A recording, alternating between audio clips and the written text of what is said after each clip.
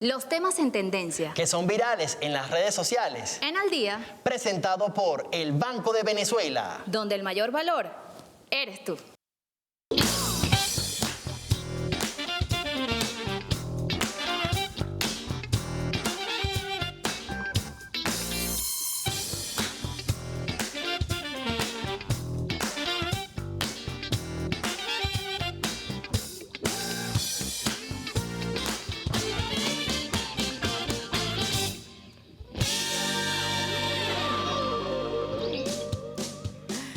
Dos de la tarde, completamente en vivo por las pantallas de Venezolana de Televisión, que, señores, el único podcast. En vivo de la televisión venezolana, claro que sí. Jocelyn Correa, feliz lunes para ti y para toda la audiencia que sintoniza esta hora. Y desde ya puede interactuar con nosotros. Pero antes le vamos a dar el nombre de este tema y es que eligen... Ya, se me olvidó. Eligen como quieren, ¿no? Eligen a su manera. Bueno, estaba cerca. Hoy es lunes, arranca el mes, ahí vamos poco a poco. ¿no? Paso a paso. Bueno, este año, como ya lo comentábamos previo a entrar acá en vivo, está marcado por el proceso electoral. Ya lo vivimos el 25 de mayo, pero faltaba esta elección de los pueblos originarios, quienes eligen también a sus voceros, eligen a su manera, tienen su método, tienen 9 diputados a escoger en varios sectores de nuestro país, en varios estados donde particularmente están estos pueblos originarios, y es una forma también de reivindicar toda esta lucha, todo este proceso histórico también independentista. Jocelyn. Mira, consagrado en la Constitución de la República Bolivariana de Venezuela, artículo 125, además está marcado este año, como lo hemos dicho en distintos programas, un año de elección, de distintos momentos donde además se ejerce pues esa democracia, ese voto para elegir diferentes responsabilidades, como hemos estado mostrando también a través de esta pantalla a lo largo de este año. Así que manera muy interesante que vamos incluso a profundizar el día de hoy para conocer todos los detalles, saber además cuál es su importancia y entender además cuál es la manera y de qué forma se está dando todo este proceso, que es interesantísimo también en reconocimiento a nuestros pueblos originarios para que tengan allí su representación también a través de estos espacios. Y el elemento que ya hemos comentado durante otros programas, tomando en consideración esta elección tan importante, también tiene que ver incluso con esta Guayana Esequiba, ¿no? La presencia también o no de estos sectores de nuestros pueblos originarios y también la territorialización, esa palabra siempre es medio complicada, de la política, cómo cada uno de estos sectores tienen su método para hacer quizás esta campaña, detectar cada una de las necesidades de todo este sector y por ende hemos determinado este programa para conversar sobre este tema. ¿Te parece que veamos entonces lo que dice Carla sobre la elección de los pueblos originarios? Adelante, Carla. Adelante.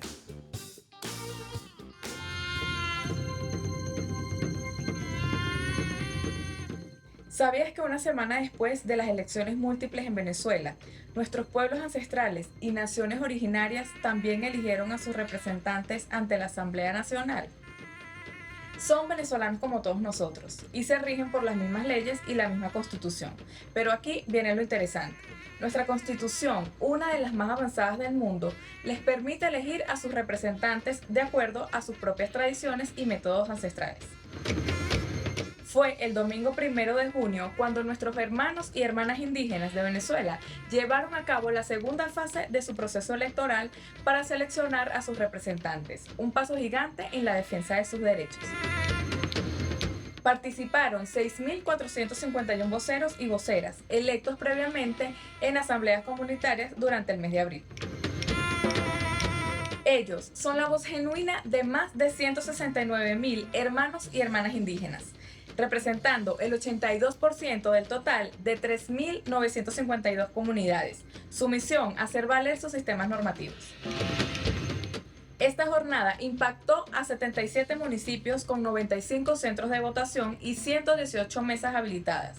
Se eligió un diputado principal y un suplente para los consejos legislativos de 9 estados.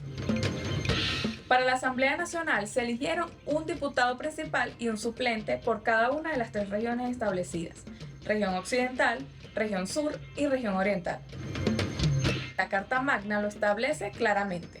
Los pueblos indígenas de la República Bolivariana de Venezuela elegirán 3 diputados o diputadas de acuerdo con lo establecido en la ley electoral, respetando sus tradiciones y costumbres. Así, Venezuela sigue demostrando su compromiso con la diversidad y la participación de todos los pueblos, porque sus voces son nuestras voces.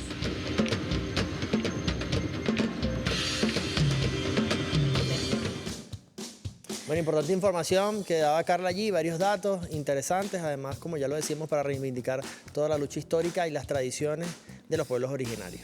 Mira, bueno, 9 estados con población indígena, 6.451 voceros y voceras, previamente además elegidos en asambleas comunitarias en el mes de abril, ejercieron su derecho al voto. Interesante además esta dinámica que se da, Carla daba obviamente estos números también en profundidad, pero vamos a andar un poquito en esta forma, ¿no? Y cómo está consagrada, de hecho, en la Constitución mencionábamos hace un rato en el artículo 125 y también en el 186, también a través de distintos escritos, distintas leyes también ese derecho de nuestros pueblos originarios, la forma incluso de organizarse y de elegir es una forma bastante interesante, Roger, y es lo que vamos a abordar el día de hoy en este espacio.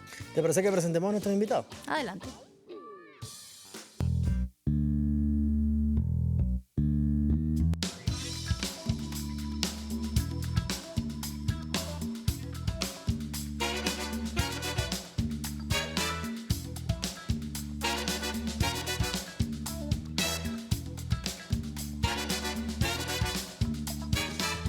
Eligen a su manera, es nuestro capítulo del día de hoy. De inmediato presentamos a nuestros invitados. Nos acompaña Ana María Alves, profesora universitaria. Ya nos ha acompañado en otros episodios. Bienvenida. ¿Cómo estás, Ana María? Gracias, siempre es un placer estar aquí con ustedes.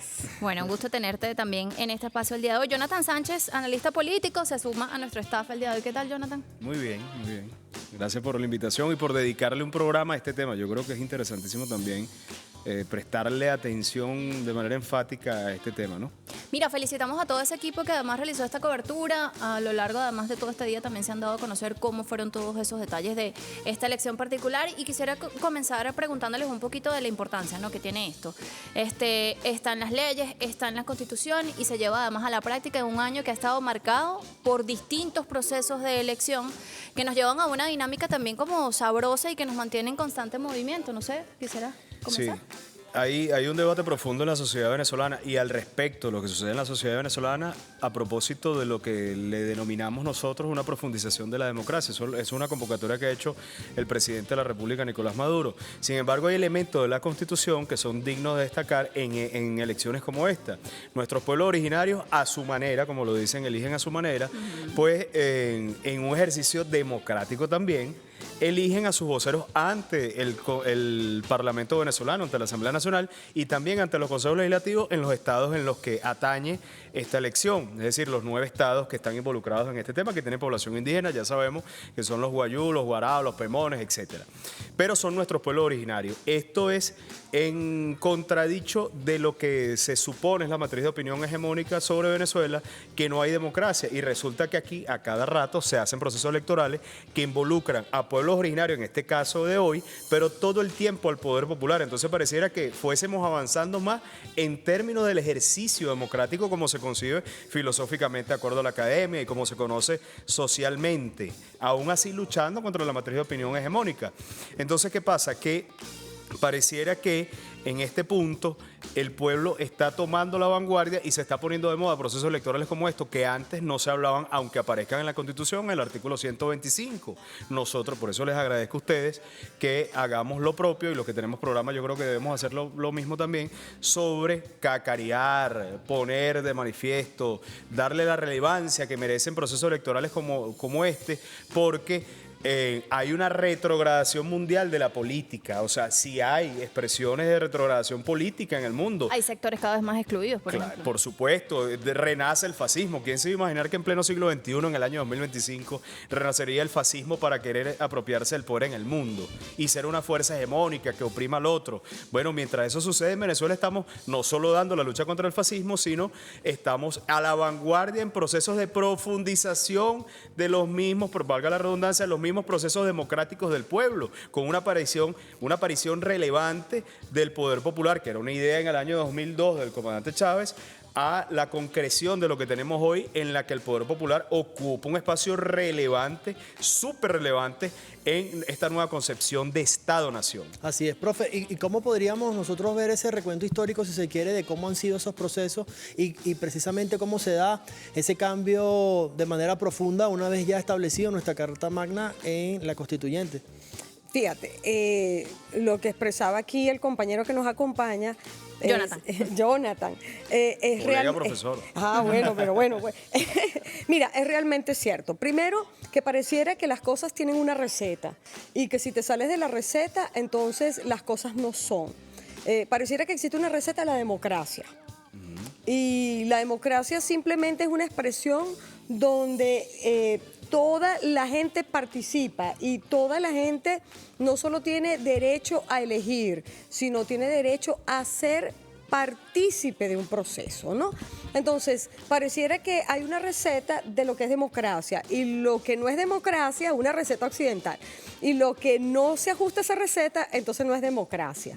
La expresión más hermosa que nosotros tenemos en la Constitución es precisamente las elecciones en los pueblos originarios, ¿no? Pero ¿por qué en los pueblos originarios? ¿Qué características tienen estas elecciones, profe? Porque ellos mismos establecen sus propias normas para elegir a sus representantes. Pero ¿por qué ellos establecen sus propias normas? No solo aquí en Venezuela, en muchísimas partes del mundo. De hecho, hay partes en el mundo donde hay pueblos originarios, pueblos que se encuentran aislados y no tienen comunicación con nadie que esté fuera de esa área. ¿Por qué? Porque son personas que no han sido vacunadas, son personas que no han estado en contacto con el exterior. Entonces, cualquier contacto con el exterior los puede dañar como población. Entonces, ellos siguen viviendo con sus costumbres ancestrales, siguen teniendo su forma de educación ancestral, ellos siguen conservando. Y de hecho hay muchos países que los cuidan y preservan esas áreas. ¿Qué ocurre? Igual en Venezuela nosotros tenemos muchísimos estados donde hay pueblos originarios y nosotros debemos aprender a proteger a esos pueblos originarios en su expresión económica, social, política, cultural. ¿Por qué? Porque ellos tienen una forma de hacer las cosas. Y conservar eso es decirle al mundo, no existe una sola manera de hacer las cosas. Hay muchas formas de hacer las cosas. No hay una sola forma de democracia. No hay una sola forma de elegir. O sea, hay alternativas y nosotros aquí en Venezuela la tenemos, pues la democracia no solamente participativa, sino que involucra al ciudadano.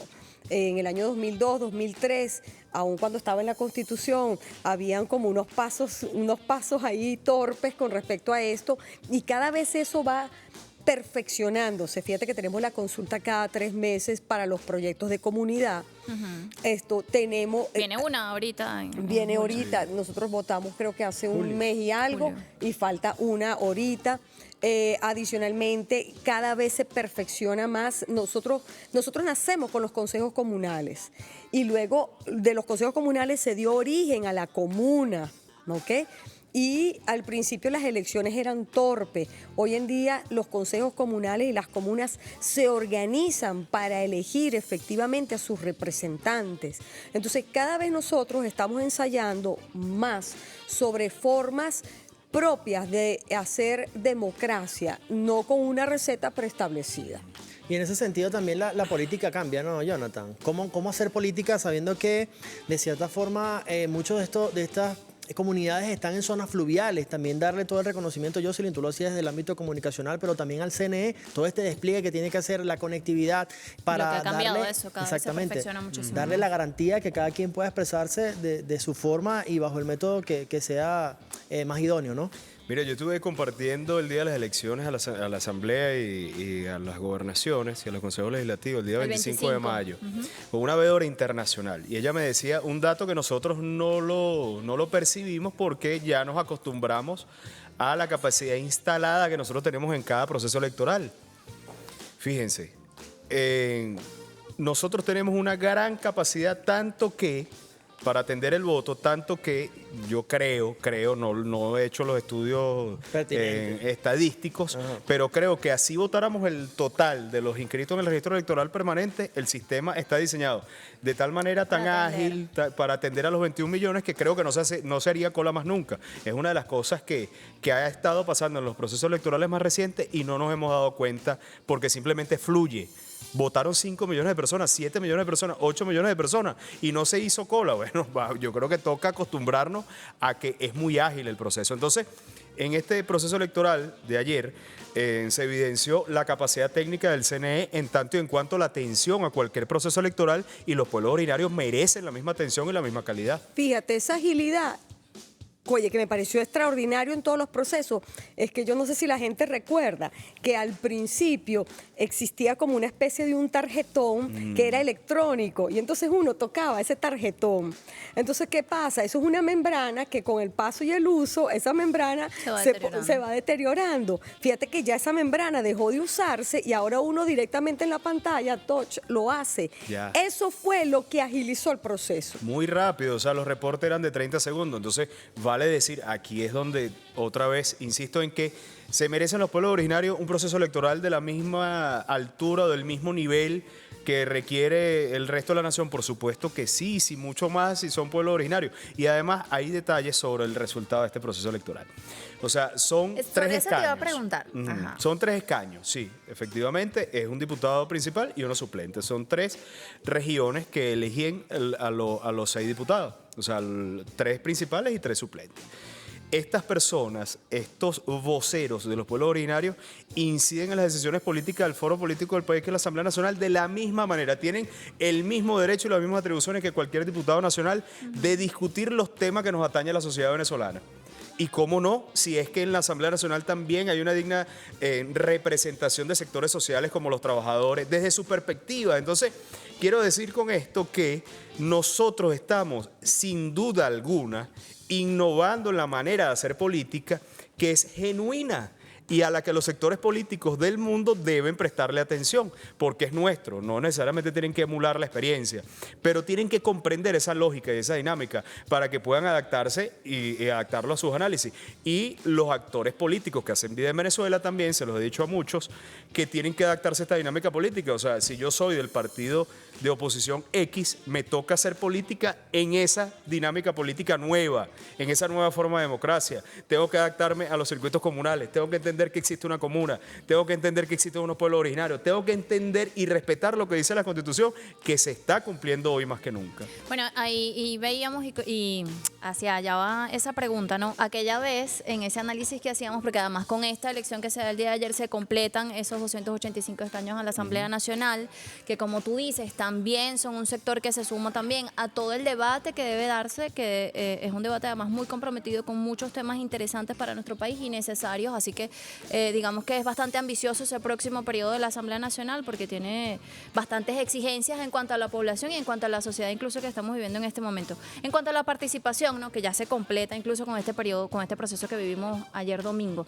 Tú hacías de hecho unos análisis y más o menos fue por allí la cosa, ¿no? Sí. El tema de la participación en elecciones sobre este tipo. Ya dado los resultados del Consejo Nacional Electoral, ayer se daban también algunos elementos con respecto a esta votación. Era lo que se esperaba y lo que se espera además en este tipo de votaciones. Yo creo que superamos las expectativas en términos de participación. 40 y algo, 40 más de 40%. Y que hubiésemos tenido una participación del 35%, era una perspectiva ganadora. optimista, claro, sin duda alguna. En todos los escenarios legítima, eso sí, porque hay unas vocerías, unas matrices y unas posturas políticas en la que así saquemos 100% de participación, como el caso de la consulta del Esequibo, es ilegítimo. Es ilegítimo. O sea, que lo que dice la Constitución es ilegítimo. ¿No? Hay esas posturas radicales que son delictivas, si se quiere, o sea, desde la visión de estar siempre al margen de la ley.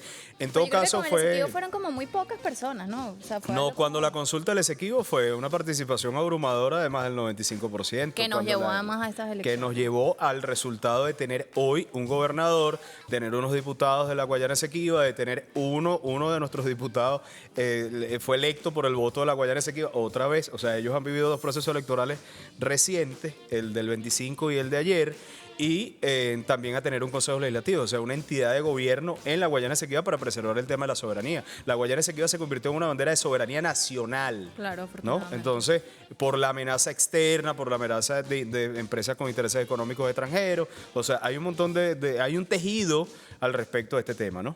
Ahora, profe, ¿qué papel pueden jugar quizás las universidades o estos centros de investigación para darle cada vez mayor, si se quiere, fortalecimiento a esta participación política de nuestros sectores originarios?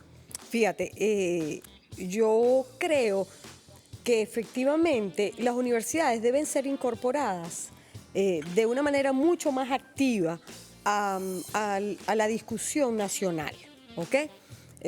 Jonathan lo decía con claridad, nosotros tenemos una asamblea que goza de una particularidad muy especial, porque tenemos diputados que son del sector trabajo, tenemos diputados que son del sector social, tenemos diputados que son del sector transporte, o sea, tenemos diputados que hacen vida y que vienen de diferentes sectores. Eso les hace una vivencia, además de todo el conocimiento que traen, para poder ser un foro con mucha fortaleza, porque tiene muchos puntos de vista. La academia debe ser incorporada a todos estos foros de discusión política, ¿no? Es la apertura. ¿Por qué? Porque efectivamente las universidades sí están estudiando, las universidades están investigando. Cuando tú entras a las universidades y ves trabajos que se hacen para culminar los estudios, la presentación de proyectos, la presentación de trabajos especiales de grado, cuando tú empiezas a ver todo eso, esos son trabajos de investigación, que muchos de ellos inclusive se quedan medio hechos, ¿no? O sea, se presentan, pero es el punto de partida porque ¿qué hacemos nosotros desde la ciencia y específicamente las ciencias sociales? Nosotros vemos un evento, vemos una situación y nosotros empezamos a plantearnos hipótesis sobre esa situación. Cuando tú te planteas hipótesis, bueno, nacen múltiples investigaciones. Entonces, desde el ámbito antropológico, desde el ámbito social, desde el ámbito político, desde el ámbito económico, ¿ok? Porque estos pueblos originarios, ellos no solamente tienen una forma de incorporarse políticamente al país a través de sus diputados, tienen una forma de hacer economía, tienen su propia... Tienen una verdad histórica. Tienen una verdad histórica y tienen una propia manera del sustento, ¿ok? Entonces, es increíble, tú te vas a pueblos originarios aquí en Venezuela y te consigues personas que hablan 2 y 3 idiomas. Claro. Te encuentras personas con 2 y 3 profesiones y ellos simplemente salen, estudian, se preparan y regresan a su pueblo. Y otras habilidades innatas. Y habilidades ancestrales Los que saberes además, ancestrales, claro. en el tema de la medicina yo creo que efectivamente sería un campo extraordinario, porque hay medicamentos, hay cosas que hacen en los pueblos originales que no te los cura la medicina científica, Bueno, química. por ahí había un proyecto que buscaba, no sé el estatus de ese proyecto, que buscaba rescatar esos principios activos, ¿verdad? Que tienen las grandes farmacéuticas, que llevan además con esos nombres de laboratorio a que un principio activo que es nuestro cueste pues 3, 4, 5, 10 veces, o sea, el precio que les corresponda. Yo creo que sería muy interesante de repente elevar proyectos similares. Esta es una pregunta para ti, Ana María. El actual proceso de reorden mundial pone en vilo la existencia de los estados-nación que no tengan doctrina nacional, memoria histórica o conciencia política de su tiempo pasado, presente y futuro. La pregunta sería, ¿hasta qué punto el ejercicio protagónico de los pueblos originarios, como el de ayer, fortalece la República Bolivariana de Venezuela como nación, como Estado y como pueblo, así como su modelo de democracia directa? Fíjate, Tú mencionabas algo de eso hace un ratito. el Estado-nación está conformado primero por los poderes del Estado-nación. Primero tenemos que tener un territorio, cosa que tenemos. Segundo, tienes que tener una cultura, un idioma, y lo tenemos. Y tienes la conformación de los poderes, que es la que te organiza, en resumen, ese Estado-nación. Nosotros tenemos nuestros 5 poderes. Fíjate qué ha hecho la Constitución. En esa definición de Estado-nación, los pueblos originarios tienen una participación muy puntual desde el punto de vista en el poder, ay Dios mío, en el Ejecutivo, porque tienes un ministerio que es propio de las indígenas, ¿verdad? O creo que no me recuerdo ya el nombre. Eso le pasó al Ministerio de Educación Universitaria, que primero se llamó Educación Superior y vino... Se ha tenido sus modificaciones. Claro, no, vino toda una discusión, no puede ser educación superior, porque no hay educación superior e inferior. Ni inferiores. Hay educación que es básica, media y universitaria, o sea, esa es la clasificación. Hay un ministerio que se encarga del tema de nuestros pueblos ancestrales. En el legislativo tienes a unos diputados que son de los pueblos ancestrales. En el poder electoral tienes convenido cómo es el proceso electoral dentro de estos pueblos originarios. Entonces, nosotros como Estado, la conformación nuestra de Estado incluyó a los pueblos originarios como parte del Estado. ¿Por qué? Porque lo metes en las actividades activas propias del Estado. Entonces, nuestro Estado ha incorporado los procesos de los pueblos originarios como parte del Estado-Nación.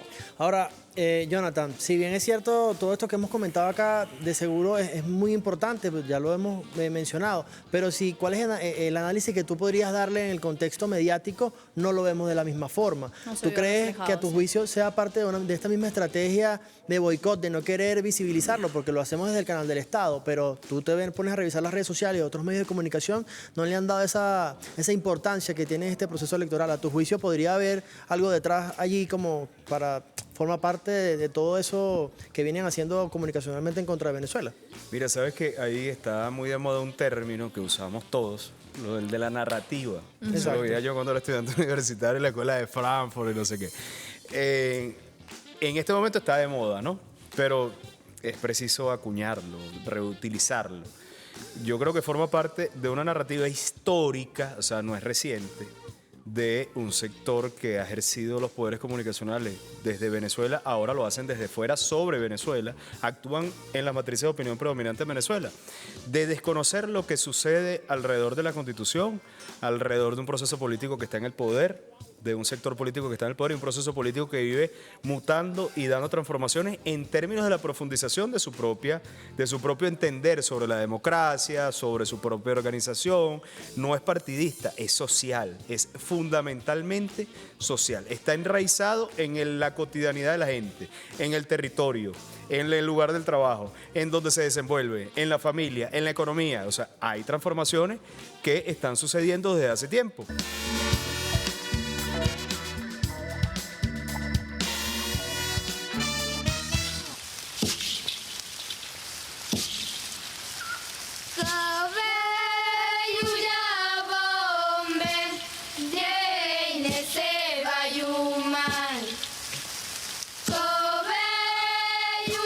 La Constitución establece la elección de diputados para representar a los pueblos indígenas, garantizando su participación política. ¿Quieres saber más? Acompáñeme y lo averiguaremos. Ya he escuchado algo de eso por medio de los medios de comunicación.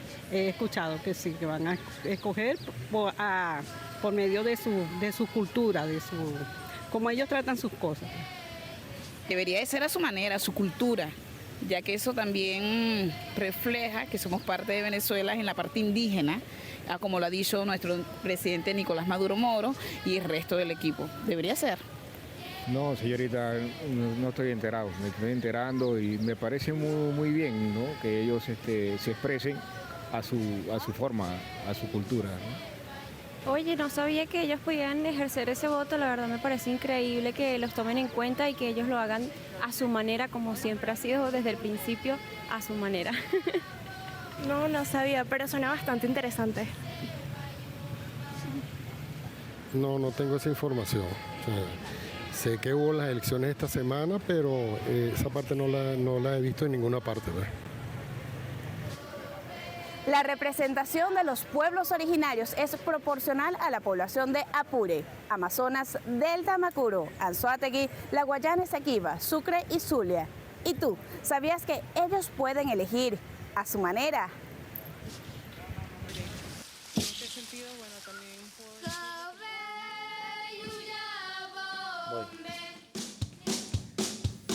Eligen a su manera en nuestro capítulo del día de hoy. Veíamos allí a Yacibí Tuscategui, quien está en la Plaza Bolívar. Y eso me lleva a preguntarle precisamente a Ana María Alves, quien está acá con nosotros, qué está pasando con los jóvenes también, que forma parte también incluso de la pregunta anterior que te hacía. Es decir, las redes sociales, los medios de comunicación no visibilizaron de la misma manera los comicios que se desarrollaron el 25 de mayo, de igual forma estos comicios de los... que son el complemento, pues encerrado como la jornada. Bueno, fíjate, lo que pasa es que yo sí soy una defensora de la juventud. Ajá. Entonces, sí, yo soy de los pocos ¿Qué pasa, Ana Véalo de María? manera objetiva, por No, favor. porque yo soy de los pocos profesores que dicen que yo amo a mis estudiantes, pues son brillantes, brillantes. Las generaciones de ahora tienen una creatividad, una imaginación, son brillantes. ¿Qué ocurre? Que bueno, ven el mundo diferente. Tú en el pasado te enseñaban a hacer una derivada y el profesor de matemática, y bueno, tú aprendías a derivar y hacías 10.000 derivadas. Ahora tú le enseñas a los estudiantes a hacer las derivadas y la primera pregunta que te hacen, ¿y para qué me sirve eso? ¿Para qué? Exacto. Y entonces todo ¿Para el qué mundo, parte de mi vida? Bueno, no, pero eso te sirve para calcular el ingreso marginal y el costo marginal. Pero en teoría económica no has llegado al ingreso marginal ni al costo marginal. O sea, llegas en matemáticas, más no todavía en teoría económica. Entonces los chamos se quedan, o sea, esa bisagra que hay entre el conocimiento y la realidad. En el pasado esa bisagra no era tan fuerte, hoy en día la es. Entonces fíjate, la ventana a esa realidad se ha convertido el celular, las redes sociales, ¿no? Entonces, por ejemplo, vamos a hacer un estudio de mercado, entonces, bueno, vamos a trabajar con las redes. Bueno, yo quiero que tú me digas cómo trabajamos con las redes en un pueblo donde la señal es difícil. Y es difícil no porque tal vez la telefonía no llegue, no es por eso, sino que el acceso, porque son pueblos que quedan escondidos, son pueblos que quedan esto de difícil acceso, entonces la señal es limitada. Son fluviales, hay espacios donde netamente son fluviales. Ajá, entonces, no los podemos trabajar con las redes. Entonces, pareciera que las redes se convirtieron en una ventana a la realidad. Pero entonces, como lo digo yo, pues una ventana muy pequeña y muy estrecha. ¿Por qué? Porque te enseña una realidad. Y aparte muy marcada por la tendencia que quieran, ¿no? O sea, Claro, una bueno, información pero quizás neutra, si se quiere. no, es que no la va a ver, porque efectivamente, acuérdate que en las redes sociales circula todo. O sea, en las redes sociales circula todo. Y ahí escribe y ahí el internet cuando nació era para consulta. Luego empezó a aparecer el internet donde tú interactúas con el internet. Y hoy en día interactúas o sea, tú entras a Wikipedia y tú haces modificaciones en Wikipedia. Entonces, Wikipedia a ti no te exige un título universitario, no te es exige una fuente confiable. no te exige una capacitación para que tú puedas intervenir estos documentos de Wikipedia. O Y le la pre- gente lo consulta como si fuera verdad. O le preguntas a la inteligencia artificial y es una recopilación de todo lo que la gente ha subido. obviamente. Y vamos a entrar en otro podcast, imagínate, Sí, los trabajos vale. que recibe Jonathan ahí, recibe la profesora. No, imagínate. pero yo gozo muchísimo con la inteligencia artificial, pero para mí eso es un carrusel, o sea, yo lo disfruto porque yo le hago preguntas y ella cae en la trampa, después le vuelvo a preguntar. Y entonces con eso tú vas conformando una metodología para el uso de la inteligencia artificial. Yo creo que es muy útil, yo creo que la inteligencia artificial es muy herramienta. útil, pero nada que no se haga con ética no funciona. Mire, en estos días cabe el comentario porque estamos hablando de esto. Veía en las redes sociales un profesor que decía, por favor, cuando se copien de la aplicación esta, una de esas de ChatGPT, borren la parte de arriba porque me estoy dando cuenta. Es que solo con ver el enunciado ya sé A la además que esto preguntita del final. Sí, exacto, bueno, es un cuestionamiento. Desde tu punto de vista, ¿cómo lo miras? O sea, ahí escuchábamos personas que decían, no sabía que se desarrollaba esto y parte también de todo este tema. Quizás pensarlo un poco mejor a nivel mediático y comunicacional para que esto llegue y quizás a través de distintos materiales en las redes sociales, porque debe viralizarse, ¿no? Debe darse a conocer qué fue lo que pasó el fin de semana y cómo esto de alguna forma es un complemento también de esas elecciones de la Asamblea Nacional, que no se vea como algo aislado tampoco. Mira, hay varios esfuerzos que yo creo oportuno hacerlo. Primero hay que describir el problema, lo está diciendo la profesora Ana María también, y obedecen a las características de las necesidades de consumo de información hoy día. Estas generaciones nuevas, no solo las generaciones nuevas, nosotros mismos, que somos un poco más avanzados de edad, tenemos una necesidad de consumo informativo que son diferentes a las de antes. Si esto hubiese salido en un periódico antes, bueno, hubiese sido ya vencida la noticia, pero ya hubiese sucedido, pero hubiese tenido un mayor impacto. En este momento es muy rápido. Los chismes se posicionan mucho más rápido, se viralizan, las informaciones banales se viralizan mucho más rápido en las redes sociales. Es decir, por más esfuerzo que se haga, yo creo que hay que insistir en la forma de viralizar los contenidos gruesos de nuestra Constitución y de nuestras leyes. Yo he lanzado varias veces esta propuesta, por ejemplo, la ley de tránsito. que es necesaria en términos de que todos nos encontramos en esto, ¿no? Que forma parte de la convivencia cotidiana, pero fundamentalmente la Constitución. Yo creo que si nosotros promovemos la existencia de pueblos originarios reconocidos por la Constitución, el artículo 125 en este caso, yo creo que todo el mundo pudiera estar ubicado y nadie va a estar perdido cuando haya un proceso electoral como esto, porque es bien lamentable que uno vea en la Plaza Bolívar, aunque en Caracas no hay pueblo originario, Claro. ni se celebra este proceso electoral, es bien lamentable que nosotros no conozcamos nuestros procesos democráticos que suceden a cada rato. Incluso voy mucho más profundo en la crítica, y es una crítica del consumo informativo, sí, exacto. Hay sectores políticos que no saben cómo está organizado un consejo comunal, y no es nada nuevo, y eso es grave.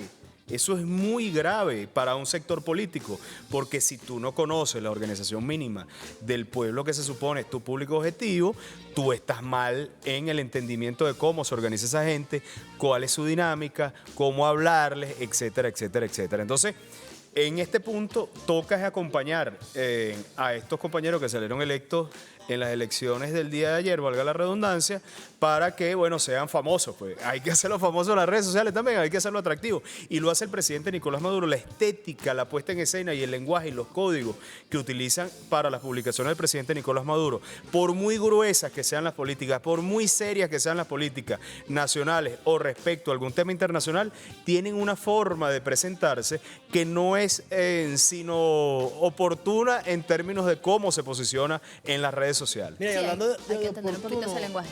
Jocelyn, también es oportuno decir que el tema del desacato incluso del proceso de elecciones en el año 2015, el desacato que ocurrió en la Asamblea Nacional fue producto de una también elección que no se generó en el contexto de los pueblos originarios, es decir, por quizá alguna situación que pudiera generarse, que no fue este caso obviamente, que dificulte la elección de alguno de estos representantes, podría influir de manera significativa en el desarrollo y el proceso del ejercicio de la política dentro del seno del Parlamento Nacional.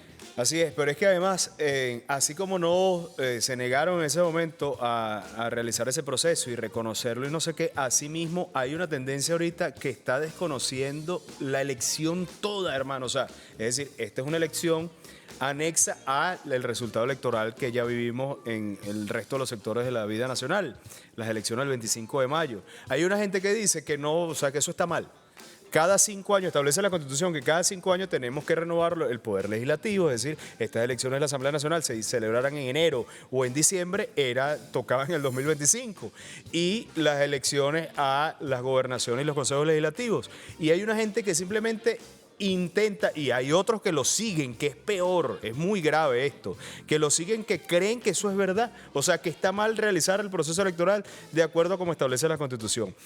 Y entonces ellos creen que tienen la razón, y hay otra gente que piensa que a los que siguen tienen la razón. Y quien tiene la razón es la Constitución. O sea, estamos haciendo lo que establece la Constitución, y en esta ocasión se está cumpliendo a cabalidad, y por eso es que las elecciones se dieron en un clima de paz. Y lo que estamos ratificando, que parece un lugar común, y algunos pudieran verlo como una frase trillada, estamos ratificando la paz política, la paz económica y la paz social de Venezuela. Así es, esa siempre va a ser como la mejor respuesta. Ojo, estas críticas que surgen acá, obviamente, digamos que son para ver cómo afrontamos nuevos procesos, porque además, como decía Jonathan, esta es una dinámica con la que nos vamos a encontrar constantemente, es decir, cada vez estamos mucho más acostumbrados, y qué bueno que sea así, a llevar esto a la elección popular, ¿no? A que el pueblo venezolano decida a través de las distintas instancias, obviamente con el apoyo del Consejo Nacional Electoral, que además vale destacar lo que decíamos en un principio, el esfuerzo sorprendente que ha hecho además por perfeccionar cada uno de estos procesos, por acercar además los centros de votación bueno, antes mis papás me contaban, bueno, para llegar a un centro de votación tenías que hacer malabares, o sea, era imposible, y la gente decía, no, bueno, ¿yo para qué voy a ir a votar? Ahora lo tienes ahí a patica de mingo, como dice uno, o sea, lo tienes muy cerca. Por ejemplo, en Anzoátegui, obviamente se habilitaron distintos centros de votación para que se eligieran estos 256 voceros indígenas. En Bolívar también se hizo esta votación, como mencionábamos en un principio. En Sucre se habilitaron, por ejemplo, 7 centros de votación en 4 municipios para 236 electores voceros. Es decir, en cada una de estas regiones se hizo un fuerte esfuerzo, además del Consejo Nacional Electoral, de los organismos de seguridad también para acompañar todo este proceso, y se tuvo una participación del 95% que forma parte, y esto lo hemos dicho en reiteradas oportunidades, de ese complemento que hace de esa primera parte de esa elección que se hizo el 25 de mayo y que a través se completa, ¿no?, en este proceso rumbo a ese próximo periodo parlamentario que inicia el año que viene. Así es. Profe, ¿cómo ve quizás esto que ha planteado también el presidente Nicolás Maduro, que ha sido esta reforma, ¿no?, de la Constitución y la participación que pudieran tener estos pueblos originarios en ese debate? Bueno, yo estoy absolutamente convencida y segura de que en esa reforma van a estar los pueblos originarios representados en su magnitud, pues. Van a estar de alguna manera más que representados. Yo creo que nosotros, hablábamos al principio del programa, ¿no? No hay una sola receta de democracia, no hay una sola forma de hacer democracia. Los diputados que eligen los pueblos originarios son diputados exactamente iguales que los diputados que se votó el 25 de mayo. Hacer inclusive hasta la distinción es sectario. O sea, hacer la separación. Bueno, ellos fueron elegidos de una manera y estos fueron elegidos. Hasta eso es sectario. ¿Por qué? Porque ellos están en la Constitución, que es el contrato social de nuestro Estado, y ellos se eligen de una manera. Bueno, claro, el CNE, como lo estaba diciendo Jocelyn, el CNE hace un esfuerzo extraordinario en las elecciones. Entonces, no puedo abarcar el proceso de los pueblos originarios simultáneamente con el otro proceso. Entonces, por eso es que queda a una fecha distinta. Pero no podemos caer en la trampa, porque yo creo que eso es una trampa entre lo que es legal y lo que es legítimo. Todo lo que es legal es legítimo. O sea, la legitimidad nace de la legalidad. Entonces, pero eso está en la ley, pero eso no es legítimo. No, eso no existe. O sea, todo lo que es legal es legítimo. No, o sea, esa distinción, ese discurso borrado, desdibujado, ¿no? Entonces, yo sí creo que en la reforma los pueblos originarios van a tener una representación en las modificaciones que se hagan. Yo estoy absolutamente convencida que va a ser así, porque ha sido la tendencia. Además que eso también es importante que nosotros lo destaquemos, ¿sabe? Nosotros hemos aprendido una forma de participación política, desde lo social a lo político. Y después de que tú aprendes y participas de esa manera, no hay manera de echar hacia atrás. No vas a regresar atrás. Lo único que nos queda es avanzar en las formas de participación que se abrieron como unas grandes compuertas donde el pueblo empezó a organizarse, ¿no? Y la dinámica política tiene que ir de la mano con ese avance, porque para atrás no es así. No, y que esta reforma, obviamente, teniendo a cada uno de estos sectores representados en el seno de la Asamblea Nacional, permitirá que cada uno le dé sus voces para manifestar sus necesidades, sus problemáticas y las posibles soluciones que se den en este contexto. Tenemos que cerrar un mensajito de cada uno a propósito de este tema que hemos planteado, que nos ha permitido además abordar otros relacionados con la dinámica de nuestro país, que es algo bastante movido, lo que tú decías. Hoy en la mañana estamos leyendo algo, ya en la tarde es otra cosa, y así de fácil pues pasa todo. Entonces, bueno, unas elecciones sumamente importantes también para la dinámica, para lo que será este próximo periodo parlamentario. Ese mensajito que dejan ustedes también como invitados de este espacio. Bueno, yo quisiera ya en una cosa que no he dicho, que lo he criticado, pero que es bueno que nosotros avancemos en este sentido. Y es una propuesta atrevida. Yo creo que cada uno de nosotros, así como hay personas creando contenido en TikTok y no sé qué, yo creo que nosotros deberíamos de avanzar en poner de moda los procesos propios del pueblo.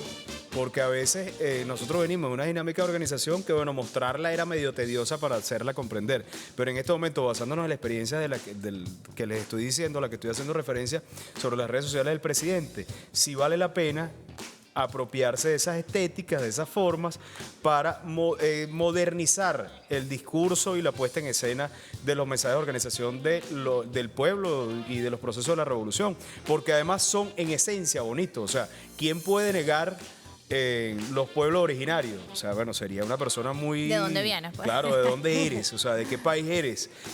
Como los que atacan el tema de la Guayana Esequiba. ¿De dónde eres si te opones a esto? ¿Cómo puedes negar que lo que está sucediendo en términos democráticos con las consultas populares, que está dando resultados concretos ahí para las personas, para las comunidades, es bueno y positivo para la organización popular y para la vida cotidiana de la gente? Entonces, yo creo que esto merece el atrevimiento de poner de moda los procesos organizativos del pueblo. Ana María. Bueno, yo creo que tengo muy poco que agregar. Yo creo que Jonathan se agarró el micrófono aquí del día para él solito. Mira, absolutamente, pero además me encuentro satisfechamente feliz porque nosotros como sociedad, el pueblo de Venezuela ha comprendido que tiene un espacio para la participación y cada vez la gente se empodera más de esos espacios. Entonces eso lo llena a uno de orgullo porque termina siendo uno un pionero pues en el mundo. Así es. Bueno, orgullosos estamos nosotros de haberlos tenido en este espacio. Agradecemos a Ana María Alves, profesora universitaria, también economista, a Jonathan Sánchez, comunicador también y analista político. Gracias por estar en este Al Día, a usted por su sintonía y a Whitney Testa, por supuesto, nuestra intérprete de lengua de señas venezolana. Recuerden que nos pueden seguir @aldia.tv8, @RogerVillegas.tv y @Jocelyn Correa. Feliz tarde, cuídense mucho.